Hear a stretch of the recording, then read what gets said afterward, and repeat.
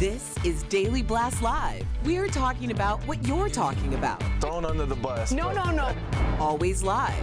Always real. Always unpredictable. I'm not okay with that. It sounded good when I thought. Log on and join our live conversation. Yes, I don't like right. that. You're 100% right. DBL starts right now. Welcome to DBL. It is Wednesday, August 14th. I'm here with Stephanie, Al, Brandon. I am Sam. Tori has the day off. Let's get right to it.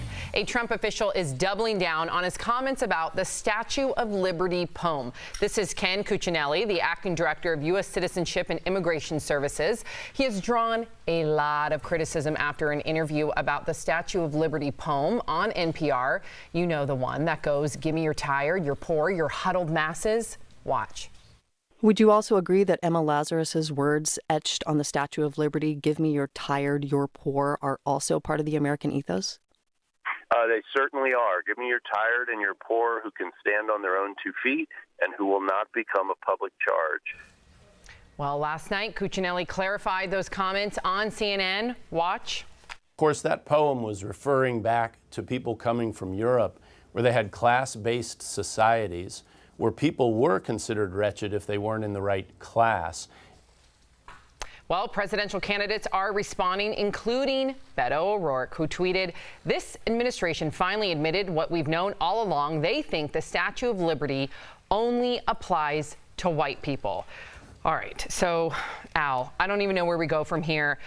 Do you think that poem applies to people who should be on their own 2 feet, who shouldn't be a public charge? I mean, every story that I've heard, and this goes across the board, especially like friends of mine that are Irish or that are Italian, whose grandparents literally came here on a boat. They're big. The big thing that they're most proud of is they're like, my grandfather came here with 2 nickels and he didn't speak the language, and he built this. My grandmother came here, she didn't speak the language, and she put four boys through. That was the entire. That's what makes those stories so beautiful. So not only should people of color be offended by this, I think anybody with the last name Cuccinelli, should. He's almost smacking his own grandparents in the face with that statement. It's really, and he's talking about class. Most people don't immigrate and get onto a boat and go across the Atlantic Ocean because everything's going great where they came from. You're absolutely right. My grandmother, fled war-torn Germany when she was a teenager to America, had nothing, had to make clothes out of parachutes from fallen soldiers. That's how broke as a joke she was. Well, she should have got on her own 2 feet, Exactly. Sam. So would my grandmother have been turned? And should these people fleeing Honduras and Guatemala and these in horrific conditions, should they make sure that they have like a briefcase with them, Stephanie? Now, you immigrated, or you're in the process right now. You have your visa. You're here in America working with DBL. We're so happy to have you. But you encountered, it's hard to get into this country, even somebody that was equipped with lawyers. Yep. So, I mean, I was very, very blessed when I came here. I'm not fleeing a war-torn country. My family are not being murdered. I am not being locked in a cage or having my family taken away from me. Obviously, my situation has been very different.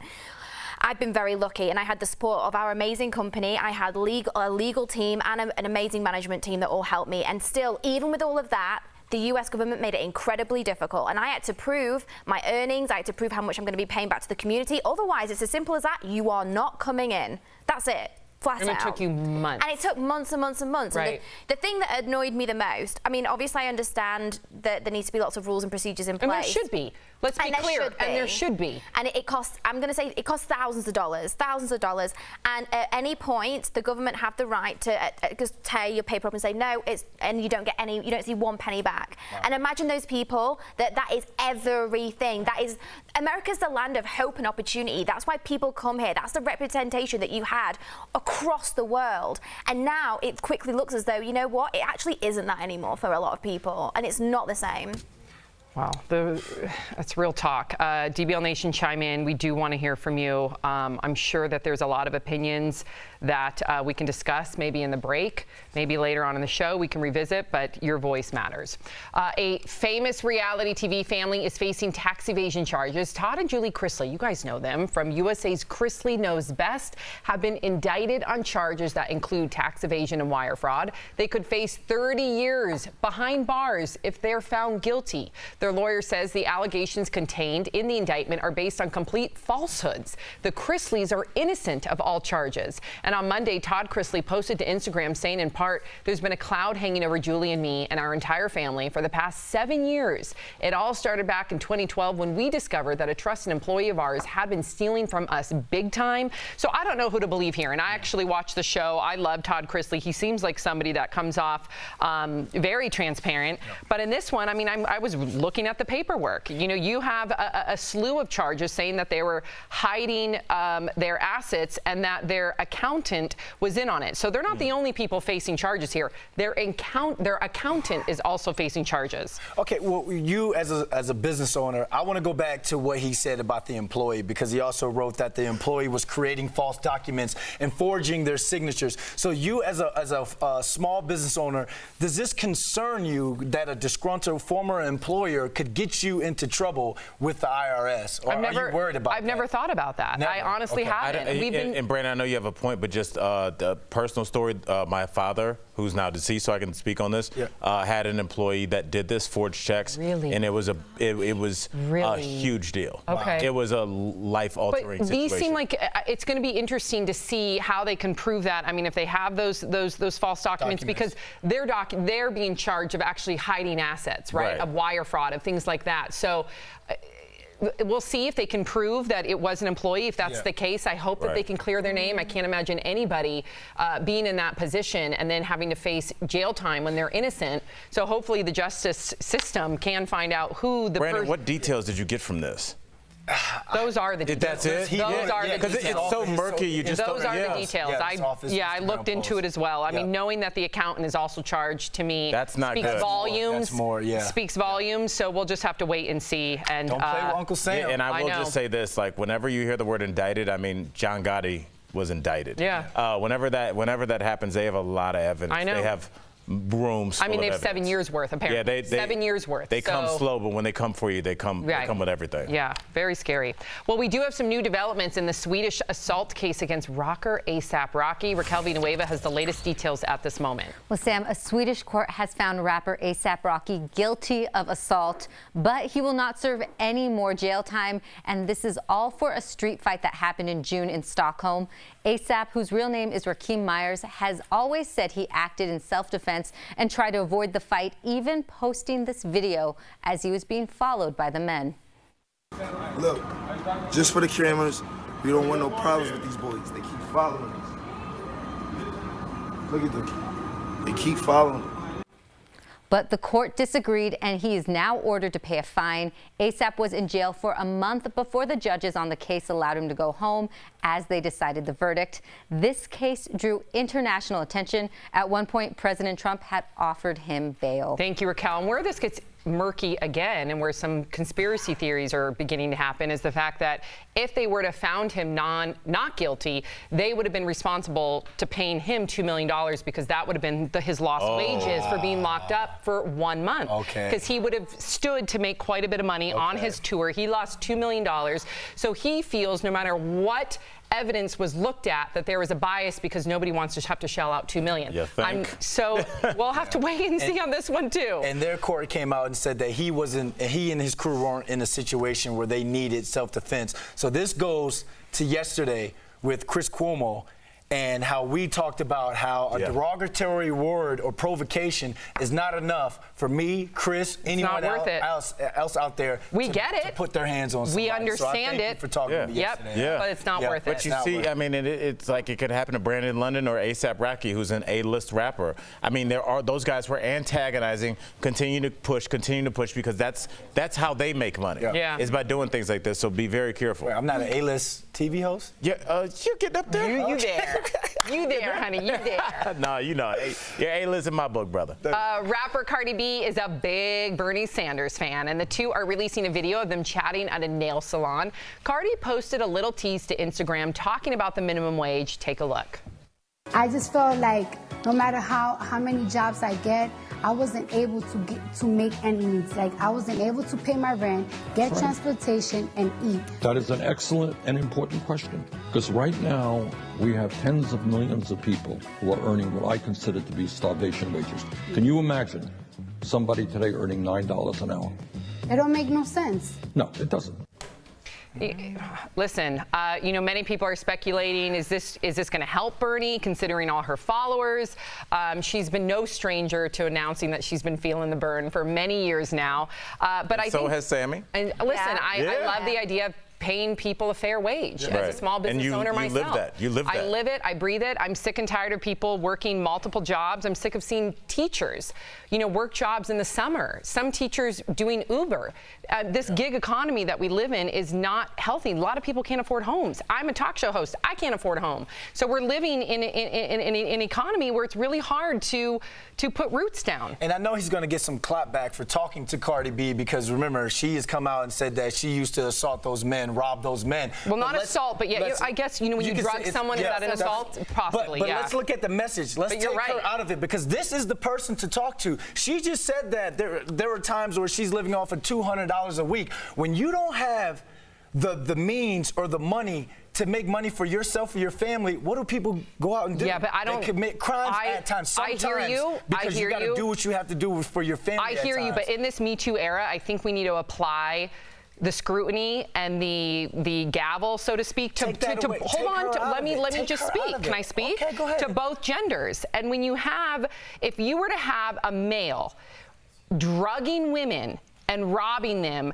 I don't know if that male artist would still have a career today. I'm not saying that Cardi B wasn't in hard times. I'm not saying that Cardi B may have had to done something like you're insinuating because those times were so hard. However, we have to call it what it is. She drugged young men and robbed them. She admitted to that. That is an egregious crime. Some people die of that drug. But why are we always looking at who's the face of some sort of social injustice, and then we're like, nope, you can't be the face of that. I'm not saying that. You've drugged. I never did it. I'm not saying you, but people, you can't be the face of that because you took a knee. You can't be the face of that because Joe Biden, you misspoke when you were talking about education. I just hope Look at the message I agree with you, but in there. I agree with you, but I also want to see her actually say what she did was wrong, because she tended to brag about it. She brags about that, and it's wrong. To drug a young man and rob him is wrong. That's all I'm saying. Okay, so I'm not saying Cardi B could not atone for it. I'm not saying Cardi B could not be a wonderful ally to making sure that everybody gets a fair working wage. I applaud her for that. I just think that you got to have a more nuanced conversation. Sam, you're basically saying that you're not going to hear the message until she apologizes. I never said that. That's what it sounds like. You're putting right words here. in my mouth. But that's what it sounds like. I would like, first of all, I never said it's wrong for her to be a spokesperson. I think it's wonderful that she's being a spokesperson. Said you want her to apologize. I think in a perfect world, anybody that drugs a young man or drugs a young woman in a perfect world, allegedly. I would like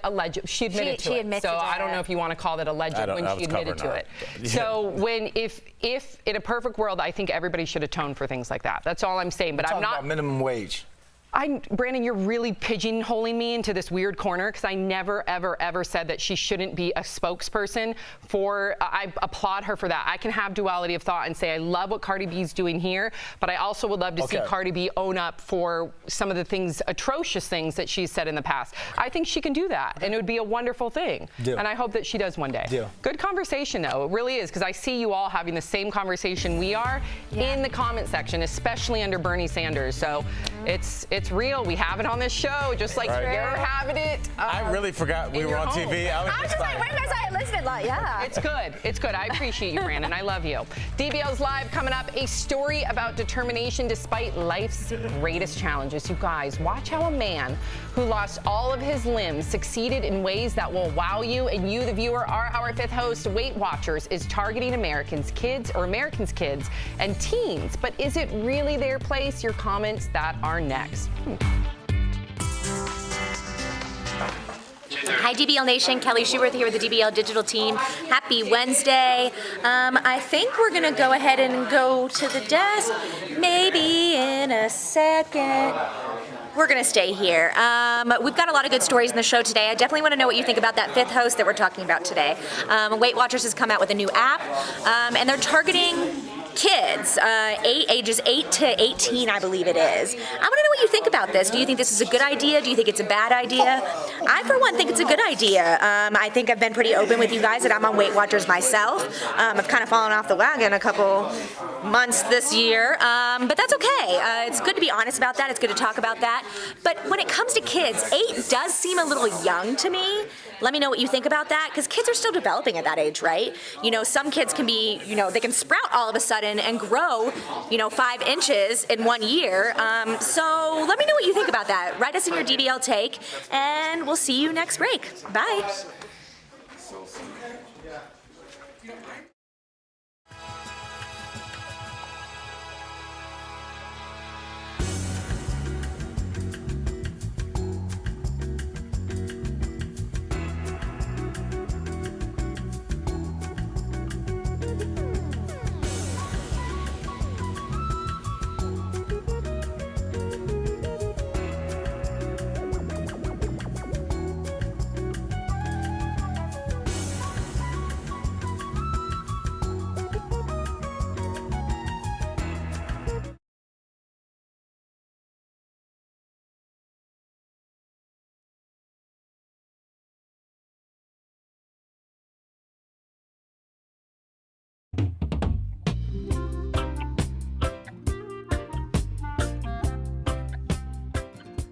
So I'm Jeff Schroeder, and we're all going to be learning a new word today. So I'm just randomly going to pick something out of a dictionary that's already been preset, and I'm going to give you my take on what I think it is. So let's get our first word.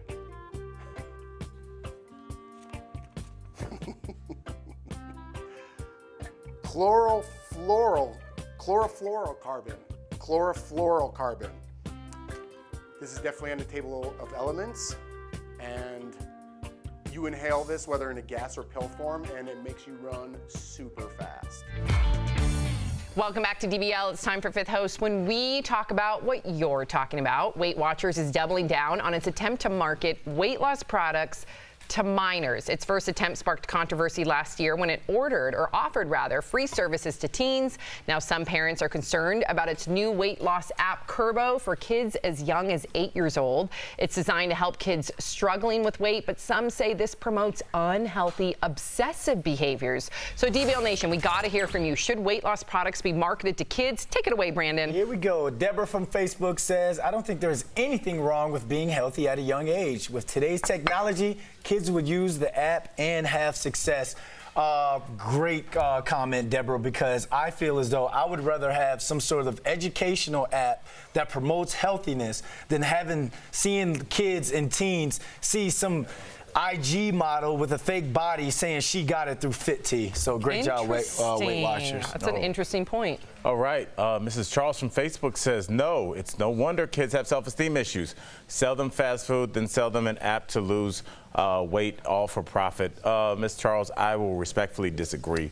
I'll tell you this. I think that anything that helps our nation's children, which are the most obese in the world, I believe, lose weight and live a lifetime of healthiness and making positive food choices, I'm all for that. If you try to avoid everything that was for profit, you wouldn't be able to do very much. So let's just try and get these kids on the right path, because a lifetime, it will cost them money later on. It'll cost them their lives in the end. Yeah.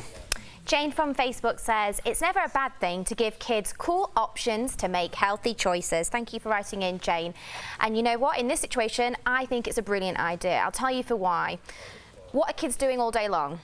It's this. Yeah. They're on their games, they're on their apps, they're playing on their phone. If we make it a cool, fun, accessible way in which they can, like, I don't know, maybe monitor it with their friends and give them healthy choices and deliver them information in a fun, happy way, we've got to give it a go. Let's see if it works. There you go. Laura from Facebook says weight loss and being healthy are way different. Yes, show kids how to be healthy, not how to lose weight. I think you just hit the nail on the head, Laura. I'm all about whether or not Weight Watchers, I mean, they did rename it, right? So let's remember that. A kid isn't going to look on their app and see Weight Watchers. They're going to look and they're going to see Kurbo. I believe that is it. And then if you look at the app, what Stephanie said, they do present it as fun, as informative, as educational, as motivating you to get some activity under your belt and make the right healthy choices. So let's take Weight Watchers out of it because they're trying to market it as a completely different way so kids don't see it as weight fixated. All right, let's get to this last one. Cal from Facebook says, I was a fat kid and it wasn't fun. I would have benefited from this. Exactly, Cal, I think you would have loved this. Interactive, fun, and it's better than that food pyramid in the back of the cafeteria. Right. No one's paying attention to that. And Brandon, let's not forget, we're living in an age where kids are the least active they've ever been, so they need to really focus on making good food choices. Well said, well said. Coming up on DBL, even though a man lost his arms and legs, he's still achieving his goals in an incredible way. Don't miss this Heart Threads coming up next.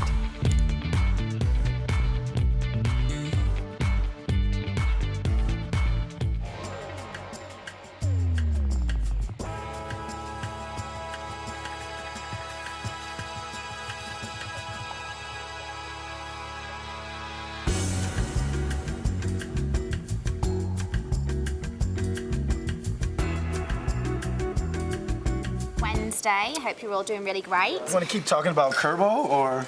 Do you want to talk about Kerbo? Yeah, I just think of a family member of mine who, when in high school, she felt like she couldn't lose that baby weight, so she switched to a vegan diet, and she got my entire family on that. My dad's eating healthy, my mom's eating healthy. I just wish that she had this app, you know, at that time, instead of going and looking at her Instagram and seeing what people say your body should look like, you know. And me being an older family member, I didn't know anything about that. I struggled with my weight, but just off of trying to make a football team, trying to be bigger, faster, stronger all the time. But you don't know what these young girls are going through, or these young kids. Yeah, I think male and female, right? Yeah. So, you know, the thing that I think is that when your teacher sometimes is telling you what to do, or your mom and dad is telling you what to do, sometimes you just don't listen. It's the truth, though. You just don't want to hear it. Yep.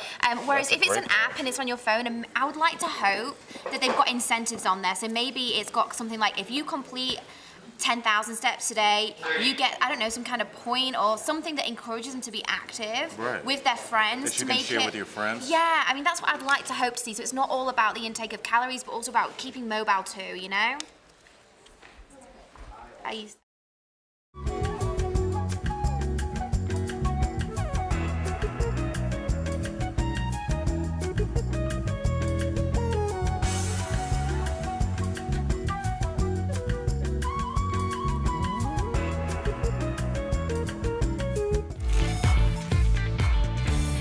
Welcome back to DBL. Today's Heart Threads is all about making the best with what you're given.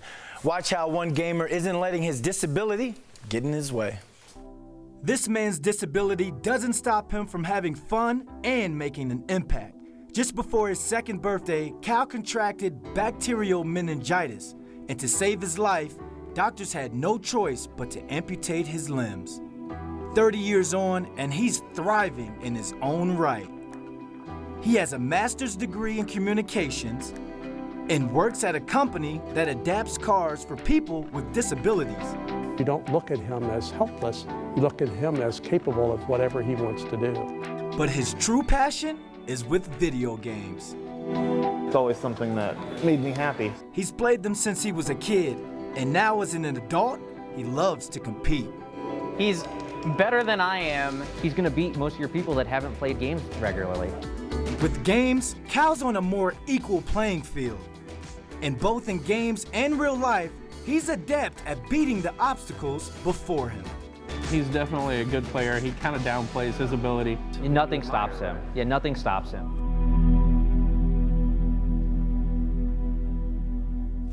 Keep beating them, Cal. We're rooting for you, buddy. We'll be right back.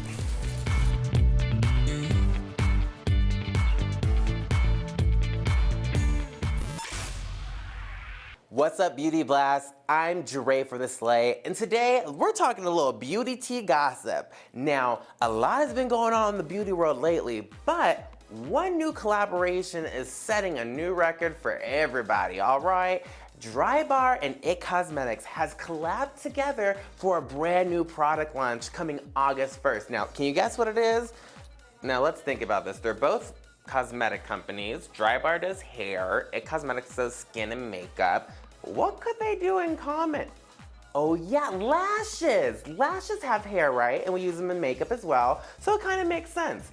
Guess what? It is a mascara that they're making for us guys. This mascara looks like it's out of this world, and it actually combines two great features from both companies. Now, IT Cosmetics came into play and actually gave those great killer ingredients that it's so well known for. Biotin, collagen, and hyaluronic acid too, all to help hydrate and lift those beautiful lashes and keep them looking pretty.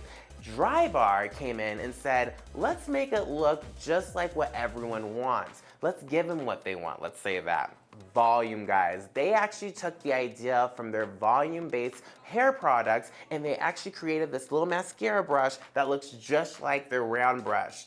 Crazy, right? Now, it even went as far as to having little yellow balls on the tips of the brush to actually separate and define the lashes, which I was like, okay, y'all might be trying it a little bit too much. Now, with this mascara, it actually is going to be having an amazing finish and it's supposed to give you that beautiful lift and curl. So we're gonna try it out and see just how it does very soon here. Now, it launches on August 1st, so hopefully we get it once it gets into a retail store right away. So for more beauty gossip, make sure you check out more Beauty Blast and check out my social media platforms at Jure for the Slay. We'll see you guys next time.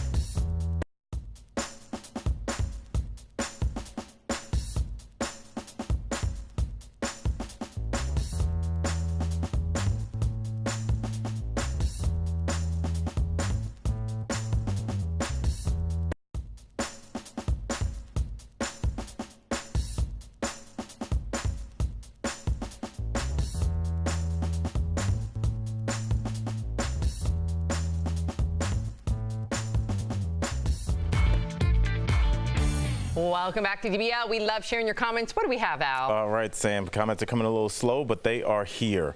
All right, we have a comment. We don't. I'm trying to think. Would you like me to? Yes, mine is working. Okay, so we have this.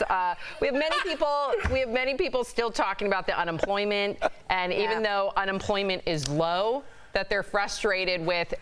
You hear that almost blanket statement, but unemployment is low. But at the same time, if you're not being paid a livable wage, then you have to have multiple jobs. Right. So it's great that unemployment is low, but everybody should deserve a livable wage. Absolutely. Yeah, and I mean, you can kind of couch, that in a lot of different ways. But if we're living in a gig economy where you have 3 jobs that kind of equate to one, it's tough. It's tough. Yeah. Tough. And then really quickly, Doris Shoemaker on YouTube says something rotten with that Todd and family.